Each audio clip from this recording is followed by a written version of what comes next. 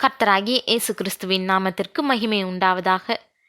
கர்த்தருக்குள் பிரியமானவர்களே, கர்த்தர் ஆபிராம அழைச்ச நாள்ல இருந்து இதுவரை 4 இடங்கள்ல அவன்கிட்ட பேசினதாவும், அவன் ஒரு சில இடங்கள்ல பலிபீடத்தை கட்டி தொழுது கொண்டான்னு நாம கவனிக்கிறோம்.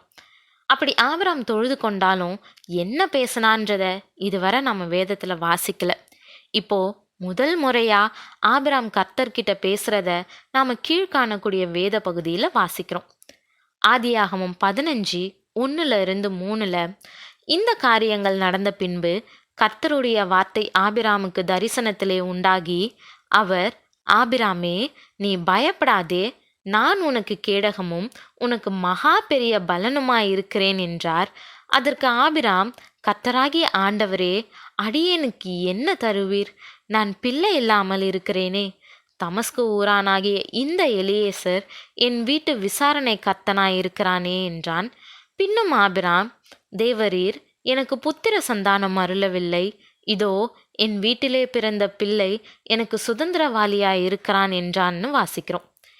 இங்க நடந்த உரையாடலை நாம ரொம்ப கருத்தா ஆய்வு செய்தோம்னா ஆபிராம் கர்த்தரோட வளர்த்து கொண்ட உறவின் ஆழத்தை பார்க்கலாம்.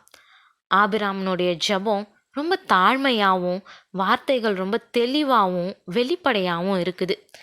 கர்த்தர் சொன்ன வாக்குத்தத்தத்தை உறுதியா நம்பின அவனுக்கு தேவன் அதை எப்படி செய்ய போறாருன்னு அறிஞ்சுக்கிறதுக்கு ரொம்ப ஆவல்.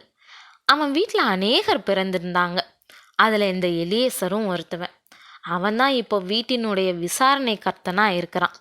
ஒருவேளை கர்த்தர் அவனை தன்னுடைய சந்ததியா அறிவிக்க திட்டம் வச்சிருக்கிறாரோன்னு அவன் அறிஞ்சு கொள்ள விரும்பினான். கர்த்தர் சொன்ன வார்த்தைகளை புரிஞ்சிக்கிறதுக்கு கேள்விகளை கேட்கறது தவறு கிடையாது. தேவ வார்த்தைகளை ஆழமா அறிய ஆவல் கொண்டவங்கள கர்த்தர் விரும்புறாரு. ஆனா சந்தேகத்தோட கேட்கப்படக்கூடிய கேள்விகளா அது இருக்கக்கூடாது. அதனாலதான் ஆபிராமோட தொடர்ந்து உரையாடலை நீட்டிக்கிறாரு. நேரடியான கேள்விக்கு இல்லைன்னு நேரடியா தேவன் பதிலளிக்கிறாரு. இப்போ தேவன் தம்முடைய திட்டத்தை அவனுக்கு புரிய வைக்க அவனை வெளியே அழைச்சு கொண்டு போய் வானத்தை அண்ணாந்து பார், நீ நட்சத்திரங்களை என்ன கூடுமோன்னு கேட்டாரு. நிச்சயமா முடியாதுன்றத ஆபிராம் ஒத்துக்கிட்டான். அவனுடைய உள்ளம் வானத்தையும் பூமியையும் உடையவராகிய உன்னதமான தேவனாகிய கர்த்தரின் செயல்களை உற்று நோக்குச்சு. இவ்வளவு பெரிய வானத்தையும் அதுல இருக்கிறவைகளையும் அதிசயமா படைச்சி ஆளுகை செய்யக்கூடிய கர்த்தரால எனக்கு நிச்சயம் எதையும் செய்ய முடியும்னு விசுவாசிக்க உதவியா இருந்துச்சு. தேவன் யாரோ ஒருத்தரை உதாரணமா காட்டல, தன்னுடைய செயலை அவனுக்கு காண்பிச்சாரு. அது அதிசயமானது, ஆச்சரியமானது. மனுஷனால அது எண்ணி பார்க்க கூட முடியாது. நம்மளுடைய அறிவு குறை உள்ளது. நம்மளால நினைச்சு பார்க்க முடியாத செயல்களை செய்கிறவர் தான் நம்மளுடைய தேவன். நம்மளுடைய குறைஞ்ச அறிவை வச்சு எதையும் நிதானிச்சிடவோ இல்லை தீர்மானிச்சிடவோ முடியாதுன்றத நாம் அறிஞ்சுக்கணும். நாம் அறிஞ்சிருக்கிறவைகளை வச்சு தேவனுடைய செயலை மதிப்பிடுறது குறை சொல்றதும் அறிவற்ற செயல். ஆபிராம் எதையும் சொல்லலை. ஆனால் கர்த்தர் அவனுக்கு சொன்ன காரியத்தை கவனிச்ச அவன் அவருடைய செயலின் மகத்துவத்தையும் மகிமையையும் உணர்ந்துக்கிட்டான்.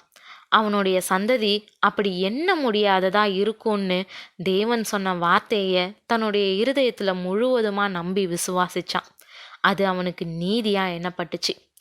ஆம் தேவ பிள்ளைகளே, ஆபிராம் தனக்கு முன் உதாரணமா யாரையும் பார்க்கல. தேவனுடைய செயலின் மகத்துவத்தை எண்ணி பார்த்து அவருடைய வார்த்தை நிச்சயம் நிறைவேறும் அப்படின்னு உறுதியா நம்பினான்.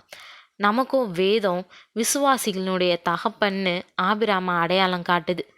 தேவன் எப்படியாப்பட்டவர், என்ன செஞ்சாருன்னெலாம் நம்ம எவ்வளவோ வாசிக்கிறோம், அநேக முன் உதாரணங்களை பார்க்குறோம்.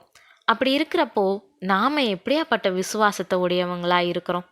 தேவன் காலம் தாழ்த்துறாருன்னா அதில் நிச்சயம் நன்மை இருக்கும்னு ஏன் நம்மளுடைய மனசு நம்ப மறுக்குது? ஏன் நாம் அவருடைய வார்த்தையை சந்தேகப்படுறோம்? இதை ஆராய்ஞ்சி நம்மளுடைய விசுவாசத்தை இன்னைக்கு உறுதிப்படுத்துவோம். தேவன் தாமே கிருபையும் தயையும் செய்வாராக. ஆமேன்.